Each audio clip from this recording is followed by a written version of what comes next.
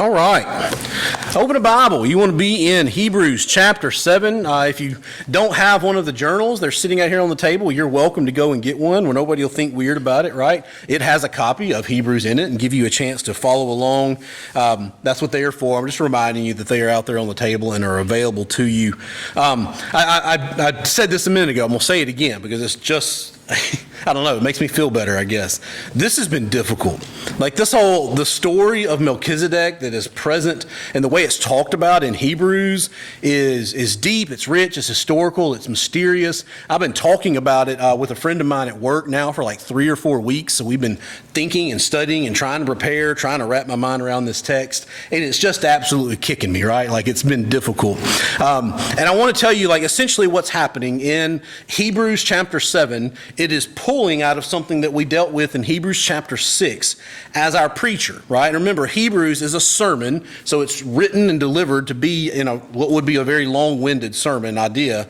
But our preacher expounds on what we dealt with last week, the anchor of the soul, right? Like we kind of dug down into that, and that became this place of hope for us in chapter 6, and about why we have such confidence or such a confident hope and why Jesus is capable of delivering us from like our own mess, right? Giving us the salvation that we need. So we're going to build from that idea of an anchor for our soul and then expound on that and kind of play with it for a while. We're going to work around this theme. And this is really the theme of chapter 7 and I guess is the thesis of our day. So if you want to catch this and then take a nap, don't do that, but you'll be all right if you did, right? And that is that Jesus is better. All right? And you can fill in the blank after that. It really doesn't matter. Jesus is better. We're going to talk about how Jesus is better than the Levitical priest, that Jesus is better than the old covenant, that Jesus is better than the law. But it's this idea, and that's essentially what our preacher does in this passage, is compare and contrast of Jesus with pretty much everything else and how Jesus is better. The way that we're going to address that is we're going to just follow the building blocks that our preacher does. And there's a logical symmetry to what he says here. It's interwoven and difficult to follow, and maybe you'll do it better than I did, right? So we're just going to work through it almost like we do on Wednesday nights, just a couple verses at a time. And it's building blocks where we are building an argument about how Jesus is better than all these things. And that's how that's going to work out. I want you to start, though, in chapter 6 and verse 20, just so that you have the context. That's the place from which we jump off. It says that Jesus has gone behind the place behind the curtain. That's the end of verse 19, where Jesus has gone as a forerunner on our behalf, having become a high priest forever after the order of Melchizedek. And that's our theme intro, that Jesus is a high priest in the order of Melchizedek, which I hope you're already asking, well, then who is Melchizedek and why do we care? That's the whole point of today. That's where we're going to get to. And that Jesus has, as he calls it, entered into the inner place behind the curtain, right? So it's a reference to the Holy of Holies in the temple, and you know about that. There was the Holy of Holies inside, and that's where God supposedly dwelt, and he, sat on his throne room in there, and no one went in there. The high priest went in there once a year. Like it was completely off limits because that's where the holiness was and none of us could be in there. But that Jesus is already there. That he is behind that curtain and kind of preparing a place for us is the language we would use somewhere else in the New Testament. And what that does is it starts the idea. This is where our theme, the beginning building block for us, develops of Jesus being better than the Levites. The Levites being the priest. If you remember, that's the way that works out. We've got Abraham and all of his people laid out, right? And the 12 tribes, and you've got the Levites, the tribe of Levi, are set aside as the priests. They don't get any land. They don't get any ownership. They're just kind of left out here by themselves because they're going to be the priest in the tabernacle and ultimately in the temple, and the people take care of them. And we'll kind of see how that plays out. But part of the theme that we are developing is that them, and as awesome as they were and as necessary as they were for the Hebrew faith, Jesus is better. And this whole intro, this whole idea about Jesus as a high priest in the order of Melchizedek that is better than everything else is actually echoing the introduction of this theme in chapter 5, verses 1 through 10, where he actually starts this topic. So when I tell you we've been dealing with this now for 3 or 4 weeks, we actually have been. We just touched on it and then chased the rabbits with our preacher, and now we've come back around to his primary argument. So, Jesus, behind the curtain, has become a high priest forever in the order of Melchizedek, which raises the question, who is Melchizedek? Who is this guy? All right, that's what the next 3 verses are. So chapter 7, verse 1, for this Melchizedek, king of Salem, priest of the Most High God, met Abraham returning from the slaughter of the kings and blessed him.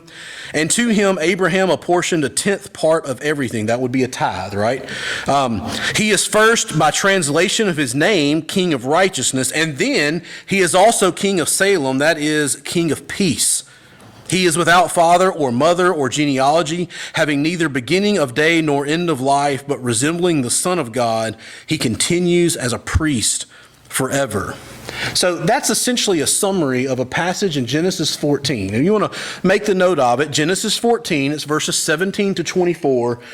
Abraham has gone to battle. Some bad kings have gotten together and they've attacked, and basically his Lot is his brother, right? Yeah, I just blanked out on the family. So Lot is taken captive, and Abraham's like, that can't happen. So he gets his men, he goes to battle, he saves Lot, defeats all these armies, and now is coming back, and in coming back, he meets the king of Sodom. So think Sodom and Gomorrah, right? That's where Lot lived. And he meets this other guy, Melchizedek, who is the king of Salem, and they want to congratulate him and thank him for his victory. And that's the conversation. But it labels Melchizedek in that passage in Genesis as the king of Salem and priest of the Most High God. Where that phrase comes from is beyond me. How this guy becomes a priest of the Most High God is beyond me, because it just comes out of nowhere. Like his priesthood, and that's the whole idea, is that we meet this Melchizedek in that moment, and it's the only place in Scripture where he's mentioned, right? Like he just shows up for about 4 or 5 verses there, has an interaction with Abraham, and then disappears from the story. But in the story, he's identified as being a priest of God that predates the Levites. This is before we've gotten the law. This is before the tribe of Levi even exists, much less has been identified as the tribe that's going to be the priest for the Most High God. But you've got this Melchizedek guy just out here doing his own thing, but that is a priest of Yahweh. Dwell on that for a second. And that's the point. That's kind of the point that you should do when you read the Genesis passage and you read what our preacher here is trying to do with it, is think about this priest who existed before Moses, before the law, before Abraham's family has even been born, right? Like Abraham is we're not even seeing the fulfillment of the promises yet. And there he is as a priest, knowing who God is, and then serving in some form of priesthood as the intermediary between God and the people, we assume, of Salem, and in that instance, between God and Abraham himself. It just plants a thought, a curious thought in the back of your head that should be there, of how God is working in the world outside of his chosen people. Right? We know that Abraham, that's the chosen people, and the whole story of God's interaction that we know funnels through Abraham and then eventually into the church. But it doesn't mean that God isn't working somewhere else already. It doesn't mean that God isn't working behind the scenes and has people that are existing and doing things outside of Abraham's story. This is just the story that we are told. And you've got this Melchizedek guy that's over here in some place called Salem, acting as a priest. So he defines him, and he actually defines him. He paints him up pretty awesome and pretty unique about how we don't know where he comes from. We don't know his genealogy. We don't know, he neither has beginning of days nor end of life, which actually becomes interesting later, where you dwell on the idea like we have no proof that Melchizedek was born. We have no proof that Melchizedek died, and he kind of riffs on this idea, and I think he gets a little flaky, but it's fun to think about. Like, we don't know where he came from, and we have no proof that he actually dies, right? He just shows up for a moment, priest of the whole God, blesses Abraham, and then disappears. But he paints him up as unique, awesome, different, and better. Which leads to verse 4, where he then extrapolates on that idea of how Melchizedek is actually better than the Levite priest that you and I would know from the Old Testament.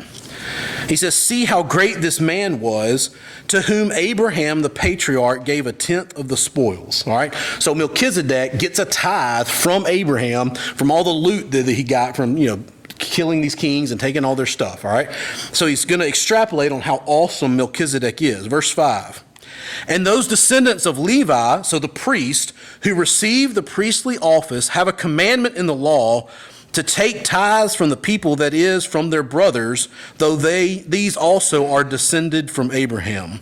But this man, who does not have his descent from them, received tithes from Abraham and blessed him who had the promises. It is beyond dispute that the inferior is blessed by the superior. In the one case, tithes are received by mortal men, but in the other case, by one of whom it is testified that he lives. One might even say that Levi himself, who receives tithes, paid tithes through Abraham, for he was still in the loins of his ancestor when Melchizedek met him. Did y'all understand any of that? Me neither, all right? I've read it 15,000 times, and I'm finally piecing together the building block, the argument that our preacher is making. And here it is. Melchizedek is better than the Levite priests. That's the theme. We'll kind of play on how that works out. So you've got the Levite priest, right? And they're the ones who run the temple. They're the ones who run the tabernacle. They're kind of a big deal. And you've got this Melchizedek, who is priest of the Most High God, who comes out of nowhere, and he's making the argument that Melchizedek is better than the Levite priests that we know and love and do the sacrifices for our families. And the argument that he makes is that these Levite priests are equal to their brothers. He talks about how, they're descendants just like everyone else. They are part of the tribes, the 12 tribes of Israel, right? So you know that they're not special. You know that they're not necessarily holy. It's like me. I'm just one of you, right? I'm just one of you from the church that for whatever reason God says, hey, come up here and do this job. It's actually, I don't know if you ever noticed the fact that I always sit down here. I've done this my entire life. I don't sit on the pulpit unless I'm like broken-legged or something and just can't get up here. I did that for a while, but it's symbolic. It's on purpose. Because I want us, and you don't even notice it, but I want you to notice that I come from you. I come out of the congregation. I speak because the Lord has told me to do that. And when I'm done, I come back to the congregation. I don't sit up here like I own the place, That's the idea, that these Levite priests are just one of us. They're one of the tribes. There's just your brother next door. We used to do stupid things as a kid, right? Like, that's the idea. They're no better than I am. These priests are no better than you and I. They're just normal brothers. And what happens in that family, though, is that God says, all right, everybody else gets land and you get your own place, except for Levi, you get nothing, all right? And everybody's like, wait, that's not fair. Levi's for sure thinking that's not fair. And God says, yeah, but it's going to be okay because you are going to be the priest and everyone else is going to bring you a tenth of everything that they get. And that's going to be your pay. And if that actually happens, that's not a bad deal, right? You bring your tithe to the church, and in the church work is taken care of, and the temple is going to be cleaned, and all the priests, the Levites get to eat, and they have what they need. If it's done right, it works really well. Our concept of pastoral ministry actually still dwells from that idea. You bring your tithe, and out of that tithe, I get paid, my family gets provided for, right? We carry that same idea.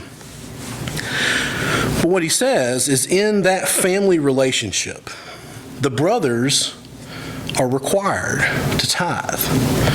They're required to provide for the Levites. They have to because God said, I will smite you if you don't, right? You will do this. You will provide a tithe to the temple, to the tabernacle, and through that provide for the Levites and their families. But Melchizedek, that rule doesn't apply to him. There is no law saying that you have to tithe to Melchizedek. There is no law saying that you're required to provide anything for him. As a matter of fact, the law doesn't even exist yet. None of that's been written. But Melchizedek, who is not an equal, he's not equal to Abraham. He's not one of the brothers. He's outside of the family. He's literally over there, and the whole rest of the family is over here looking at him and be like, how do you know who God is? And he's like, how do you not know who God is, right? That's kind of the conversation. He says, you're required to tithe within the family, but this guy, you're not required to tithe to him at all. But Abraham did. And that's a pretty big deal, right? Because you think about who Abraham is as the father of our people. If Abraham does something, it carries significance. That's why he's talked about so much in the Old Testament. We look at him and treat him as a hero, as the patriarch, because that's literally how God identifies him. He chooses to tithe to Melchizedek. He's not required to, so it's extra. It's on top of. It's outside of the law requirements. So dwell on that for a second, all right? If we were to just say it as clear as it had to be, you are required to do 10%, right? I told you that about our friends in Cuba and the way that they do their offering there. I don't know if y'all remember that. They have a board on the wall outside of the sanctuary. And if you're a member of the church, in order to become a member, you sit down with the pastor, and the pastor does some discipleship and talks to you. It takes about 1.5 years to work through that whole process. But they're also going to go through your finances and help you to establish what your tithe is supposed to be. And you and the pastor, yes, this is what I'm going to tithe, thus saith the Lord. They write that on the envelope. The whites are going to tithe, $50 a week. And then that envelope goes up on the board for the whole church to see. And the whole church knows that David's supposed to tithe $50 a week. And then they mark it every week, whether or not I've given my $50 every week. So the whole church on their way in or out is looking to be like, yeah, Chris hadn't tithed. We got to get on him, right? No, David didn't tithe. We got to. That's the way they do it in Cuba, all right? Now imagine that was the way we do it. And just dwell on the fact that their church is exploding and we're not. Just throw that out there. But what if we did that? And then I said, oh, and by the way, here's something extra. Here's something special. And you give it to it. You give more money on top of your tithe because it's important. There's something significant to it. That, I think, is the gist of what our preacher is trying to say, is that you look at Melchizedek. Yeah, you're supposed to tithe to the priest, and all right, whatever. You do that because you have to, but he's special. There's something different over here, and Abraham saw it. Abraham recognized it. Abraham participated in it. And then you get to verse 9, which I think is supposed to be a joke, where he says, one might even say that Levi himself, remember the father of the priests, that Levi himself, who actually receives the tithe, paid tithes through Abraham, for he was still in the loins of his ancestor when Melchizedek met him. That Levi basically was participating in the tithe because he hadn't been born yet, right? And that whole family is still in the loins of Abraham. It's kind of a joke. I think our author, our preacher here is kind of making a jibe at a bunch of people who are overthinking the role of the priest. They've elevated them up and put them up on an important pedestal. And he's like, hey, just don't forget, they're just dudes like you and me. They sin, they fail. Matter of fact, we're going to talk about it in a minute, how they manage a failing system. It doesn't work. And by the way, they participated in this tithe too. This Melchizedek guy is something special.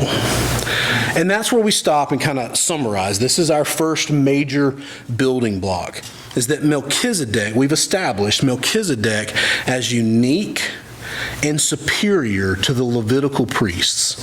So the priests that you and I know in the temple and the tabernacle, they were all some really important job. Melchizedek is better. Melchizedek is something superior to them. And we make that building block so that we can then make the argument that Jesus is the high priest in the order of Melchizedek, which means that Jesus is, y'all following the logic? Better, different, unique. Something changes. In verse 11, we deal with the Levitical priesthood. Now, if perfection had been attainable through the Levitical priesthood, for under it the people received the law, what further need would there have been for another priest to arrive to arise after the order of Melchizedek, rather than one named after the order of Aaron. For when there is a change in the priesthood, there is necessarily a change in the law as well. For the one of whom these things are spoken belonged to another tribe from which no one has ever served at the altar. That's talking about Jesus, who comes from the tribe of Judah. All right, just if you're making the connections. Verse 14, for it is evident that our Lord was descended from Judah, and in connection with that tribe, Moses said nothing about being priests. This becomes even more evident when another priest arises in the likeness of Melchizedek, who has become a priest not on the basis of legal requirement concerning bodily descent, but by the power of an indestructible life. For it is witnessed of him, you are a priest forever after the order of Melchizedek. Now again, you read that and I'm betting you're like, yeah, I didn't catch any of that. That's okay. Let's work through it. The Levitical priesthood, the ones who are managing everything at the altar, at the temple, who are managing the religion as we know it as followers of God before Christ, they're flawed. There's something wrong with that system. And he says it straight up in verse 11 that perfection is unattainable through that process. Something doesn't work, because if it was attainable, we wouldn't have to find something else. It would have been working. But the premise there, it doesn't work. There's something wrong with that. In verse 18, he's going to call the Levitical priesthood and their process and basically how church was being done, he calls it weak and useless. The point being is that the law, as you and I know it, so this Old Testament law of sacrifice and sacrifice and sacrifice and all of that, it didn't work. It couldn't make you perfect because you couldn't follow it. There's no way for you to follow the law. You're going to miss something, right? You're going to forget a sacrifice, or you're going to die on the way to make the final sacrifice. Something's going to go wrong, right? And you're not going to be able to attain the perfection as in holiness that you want and that God demands from us by following the law. It doesn't work. And it wasn't supposed to work. It was never designed as a permanent solution, but instead was a stopgap. And you think about what a stopgap is, right? If y'all have walked by my office lately, I have no pictures on the wall, and I had a garbage bag over one of my bookshelves. It's because the roof was leaking, right? We had a roof leak, and water was getting in there, and I didn't want it to ruin all my stuff, so we moved it all. That was a stopgap. We have gotten the roof fixed. I've moved the garbage bag. I can start putting everything back. A stopgap implies the idea the problem is still there. I'm just finding a way to manage it. I'm working within the problem instead of solving the problem. That's what the law was. That's what the Levitical priests were doing. They were a stopgap, a temporary measure. Now, albeit a people-defining stopgap, a God-revealing stopgap. And you think about what the Old Testament law then accomplishes. That's easy for us to see now in this side of Christ, is that it defined who it was to be the people of God, those who pursue holiness. Those who want the perfection and thrive towards it and desire for it. And yeah, we don't make it, but that's who we are. It's what we want to be, because the law reveals that that's who God is. That God is holy, that God is perfect, that God is love, that God is justice. And we emulate that, we pursue it. That's what the law was, though. A temporary stopgap that could not accomplish its primary mission. Now in verse 15, he says that this becomes even more evident, as in the priest couldn't fulfill their mission. The law could not bring perfection for you and me. This becomes even more evident when another priest arises in the likeness of Melchizedek. So the Levite's flawed nature is made clear when another priest shows up that's not a Levi, right? Somebody else. It's outside of the system, and then they're looking at it. It's like, hey, we have our system, and we're working through all our process. And he's like, yeah, but look at this dude over here. Look at this priest who shows up in the order of Melchizedek, or as in the line of Melchizedek, that's outside of the norm, and yet we look at him and we're like, that's better. That seems to look better. He's working better than the Levites. He's a priest who is by the power, or he becomes a priest by this power of an indestructible life, he says there in verse 16. That we look at the way that the church, well, you and I would know it, the way that the tabernacle and the temple was working, and the system's working, it's doing its thing, but it never accomplishes its mission. It's just coming to church, getting my stamp, going back. Coming to church, getting my pat on the back, going back. That's not working for me. It may be like keeping me through the day, but I'm not actually accomplishing anything. I'm just turning my wheels. That's what the temple was. You come make your sacrifice, you go sin, you make another sacrifice, you sin, you make just this constant turmoil. And then all of a sudden, here's this other priest, bloop, who pops up, who is like Melchizedek, outside of the norm, almost outside of time, has an indestructible life. And that's where he's riffing on the idea that we don't know that Melchizedek actually died, right? He's kind of just, he's playing with that idea. And it looks better. It tastes better. It seems to work better. And that priest that pops up is Jesus. This priest pops up that doesn't look like the priest that we know, because he's able to actually accomplish something. He's in the order of Melchizedek, that Jesus then is a priest, but not in the Levitical line. Jesus shows up as a priest because he comes from the tribe of Judah. He's different. He's outside of it. He's in the line of Melchizedek, which is good for us because the Levitical priesthood is flawed. Perfection is unattainable within the system. So we can stay in the system. We can keep doing our things and killing all of our animals and throwing all this blood everywhere, and that makes us feel good, but nothing's actually getting accomplished. We're not actually achieving perfection or holiness. God sends something from outside of the system, something different, something unique, something better. Long story short is God makes a change. And he talks there about, he talks about the idea about how God changes the law, and that's a fun thought. But the point is that God makes a change. The stopgap has run its course. And it's time to let the stopgap go because something better has come along. Verse 18.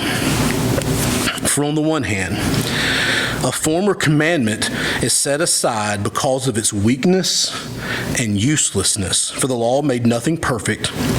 But on the other hand, a better hope is introduced through which we draw near to God. The law and the priest that ran it are set aside because a better hope has shown up.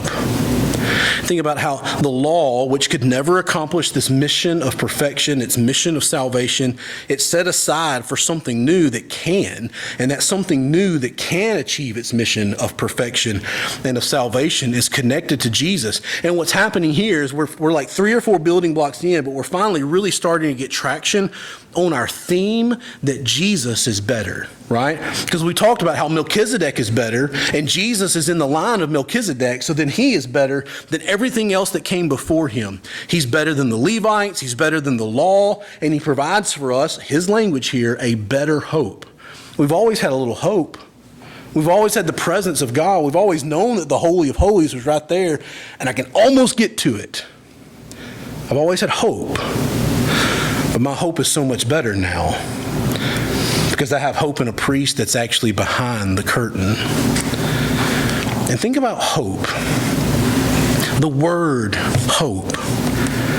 That's what he said in chapter 6, verse 20 and 19 and 20 was the actual anchor for our soul.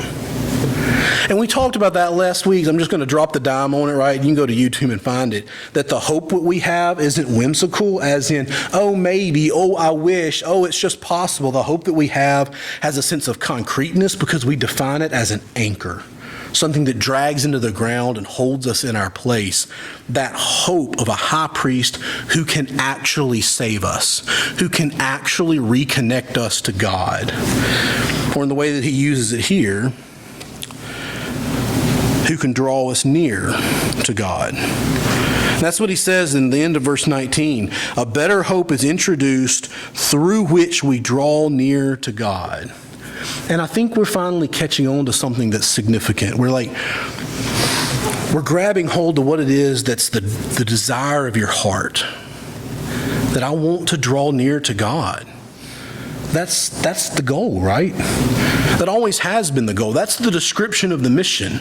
That has been our desire since Genesis 3, and we messed it up, and has been the mission of God since Genesis 3 that he's been on the trajectory of, right? He creates the stopgap to kind of give us a minute, and then he brings Jesus and establishes it. That has always been the goal in the mission, is to draw near to God. The law was always supposed to draw us near to God. The priest's job was to call people to God and facilitate sacrifices to help them draw near to God. That's what we've always wanted. It's always been our desire. It's always been God's mission since the very beginning. We want to draw near to God. And this Old Testament law, the Levite way, it helped, but it always seemed to keep you at bay. It would bring you so close, and yet there was always something there. I think about going to the temple and how frustrating that must have been for people who were thinking about what they were doing, right? You bring your sacrifice, you wait in line, you come up to the altar, they kill the sacrifice, they go through all the stuff, and like you've made your atonement, right? The sacrifice has been made, and you feel better, and everything's great, but then you can't help but look, and like way down at the end of the hall, you can barely see it, but somewhere back in there is a curtain that hangs. And that curtain separates you from the dwelling place of God. I'm so close. I am so freaking close. But I can't get there. Because that dang veil is still present. It's still hanging in the holy place. But this new hope, this better hope, he calls it, is built on a high priest who came and tore that curtain in half. And who he describes in the end of chapter 6, who is behind that curtain as a forerunner. That's the way he describes it, that Jesus has now gone behind the torn curtain as a forerunner. Forerunner meaning the one who goes before and drags everybody else with. The scout who says, hey, it's okay, y'all can come in here now. We have a high priest who gets to go in there and stay and bring us into it. You think how much better that is than the Levites. You know, the Levites would send a high priest. The high priest would go in there one time of year on the Day of Atonement. Y'all know how that worked? He would get all bathed up for days, and he would, make sure he was as sinless as he could be, and he's physically clean. But just in case he had forgotten to repent of something, right? Just in case he missed a piece of dirt between his toes, they would tie a rope around his waist so that when he went into the Holy of Holies, if God struck him dead for not being perfect, they could at least drag his dead body out, right? One time a year, some guy got to go in there, the high priest, the best of all of us, but even then they're like, yeah, you don't belong, so we're going to tie something around your waist so that we can pull you back out when you die. That's the Holy of Holies. That's the presence of a holy and perfect God. I can't get there. But now I have this better hope of a high priest who actually tore that curtain and now sits in there and waits for me and calls me inside. I can come in now. It's a whole other thing, this better hope. I think about this idea of drawing near to God. It's worth a 20-second aside to just remind you that drawing near to God, it's always us that does the drawing. He can draw us, he can pull us close, but we're the ones who actually move, right? Just remember, God doesn't move. God is holy and immutable, unchanging. It's you who moves. It's you who changes according to his will. It's you who are transformed into his image. We're the ones who change because he's already perfect. He says that this law, this stopgap, it was there, it helped, but it never could quite complete the job. But now we have a better hope that is introduced through which, he says, we can actually draw near to God. And then he tells us that there's a guarantee on that. There's a guarantor, I guess is actually the right word. There's someone who is signing on that sheet of paper that says, yeah, this is a debt that's actually been paid. And that's Jesus. Verse 20. It was not without an oath. For those who formerly became priests were made such without an oath, but this one was made a priest with an oath by the one who said to him, the Lord has sworn and will not change his mind. You are a priest forever. This makes Jesus the guarantor of our better covenant. And now we're getting to the point. Is that because Jesus is a priest forever, with an indestructible life, better than the flawed Levites, because he is all of the awesomeness that we know him to be, and now we can even see how that's explained through Melchizedek, who is the priest of the Most High God, right? The covenant that he then brings to us is better. It's better than the covenant that they were living with before, because it actually accomplishes the goal of drawing us near to God and making perfection possible. There's a new way to draw near to God, where perfection is attainable. And Jesus is the one who makes it happen, because he's better. Now, what's the result of that? Verse 23, the former priests were many in number, because they were prevented by death from continuing in office, but he holds his priesthood permanently because he continues forever, talking about Jesus. Consequently, he is able to save to the uttermost those who draw near to God through him, since he always lives to make intercession for them. The result is that Jesus can save to the uttermost those who draw near to God through him. Why? Because he lives forever. Because he's there, and he will be there when you get there, and he's always next to God interceding on your behalf. He can actually accomplish the mission. And you think about that fancy phrase, it talks about being saved to the uttermost. Uttermost meaning, some of your translations may even use like the word completely. Completely being defined both in degree and in temporally, like talking about time. That you were saved temporally as in forever, but also in degree as in totally saved. Actually perfect. Actually made holy. The point being made is that it's finished. There is no more stopgap. There is no more waiting on something else to come. We're not holding our breath for a Messiah or another prophet that's going to come and show us the final piece. That final piece has been delivered, and his name is Jesus. And then he extrapolates on who Jesus is for a second. In verse 26, he literally just talks about how awesome Jesus is, right? For it was indeed fitting that we should have such a high priest, holy, innocent, unstained, separated from sinners, and exalted above the heavens. He has no need, like those other high priests, to offer sacrifices daily, first for his own sins and then for those of the people, since he did this once for all when he offered up himself. For the law appoints men in their weakness as high priests, but the word of the oath, which came later than the law, appoints a son who has been made perfect forever. He just has fun reminding us of how better Jesus really is. And we've landed now on the finality of our theme of why Jesus is better. He's actually holy. He's actually innocent and perfect. He's completely unstained. None of our other priests could say that. All the other priests have to sacrifice for themselves first because they're messed up just like you and I are. But Jesus is separated, different, exalted, that provides a once-for-all sacrifice, which means you don't have to keep doing this game anymore. That has been completed because Christ has come.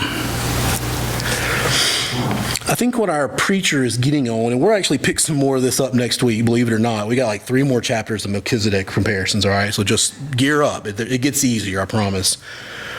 But think about, he's helping us think about how drawing near to God, as in being in intimacy with God, being in right relationship with God, me being holy and righteous enough to be present with God, that's the desire. It's the desire for me. I want to draw near to God. It's the desire for God. He wants me there with him. That intimate relationship is something he has always wanted, that he created, that we messed up in Genesis 3, and we have been looking for ever since, and he has been working to create for us ever since. And what our preacher here is helping us wrap our mind around is that God has initiated that relationship for us. He provides the perfection that we talked about we needed in verse 11. He provides the better hope that we need, that's the anchor for our soul that we talked about in verse 19. And he provided the better covenant that he referenced in verse 22 that we'll pick up more of next week. And all of it is created, that is offered, that is accomplished through Jesus. This thing that we want about drawing close to God, God has made all of it possible, and he's done it through Jesus. The hope, the covenant, the guarantees, they're given to us through Jesus, and all of them are better because Jesus is just better. He's better in nature. He's better in status. He's better in his work. He's just better. Now go back to where we started. This hope that is an anchor for our soul. When life is hard and storms, whatever, the anchor that holds us down, that keeps us in place, that is our only way to draw near to God. Where is that hope rested in? It's in Jesus, who's just better than everything else. Let's pray. Father, I know I have struggled with this passage. There are so many moving pieces. I trust that you were there in it and that you were reminding us and speaking to us from it. My hope and my prayer for myself and for each of us is that we would be able to latch on to how good Jesus is. That of all the other things that are interesting to us, of all the other ways that we can think of to try to make our lives better, of all the other hints that we find in the world about being made righteous or holy or being saved, that they all fall short because Jesus is better. And that the truth that this preacher has tried to help us here today is the truth that would resound every time we are faced with a different idea or a new thought, is that Jesus is better, and he always has been, and he always will be. And we can trust that. That is the anchor that holds us in place. Would you help us to dwell on how good Christ is to us? Would you help us to accept his goodness and his holiness in our lives and the direction he provides? We ask that in Jesus' name. Amen. Take a couple of minutes. Maybe you want to go back through your notes and see if you can follow the argument. Maybe you take just a minute and compare anything in your life to Jesus. And let the Holy Spirit remind you that he is better than everything else you can dwell on. That's what this time of reflection is for. Just a minute while Sarah plays. And then when she's done, we'll read our benediction together and be dismissed.